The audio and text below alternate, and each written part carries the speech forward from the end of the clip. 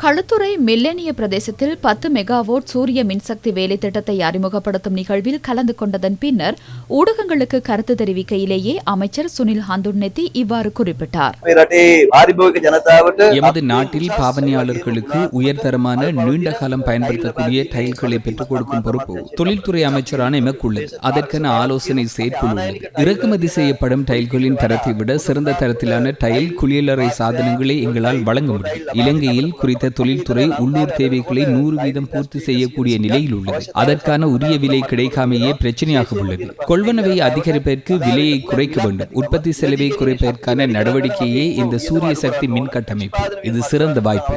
இந்த நிறுவனத்தில் மாத்திரம் ஒரு டைலின் விலையை 200 ரூபாய் வரை குறைக்க முடியும். இறக்குமதி செய்யப்படும் டைல்களினால் உள்நாட்டு தொழில்துறைக்கு ஏற்பட்டுள்ள பாதிப்பு பாராளுமன்றத்தில் தேவையற்ற இறக்குமதி தடை சட்டம் கொண்டுவரப்பட்டுள்ளது. இந்த செயற்பாட்டை முன்னோக்கி கொண்டு செல்லும் போது நாம் பாரிய வெற்றியை අඩේ මුඩියම ඇක්ට් එක පාස් කරලා තියෙනවා.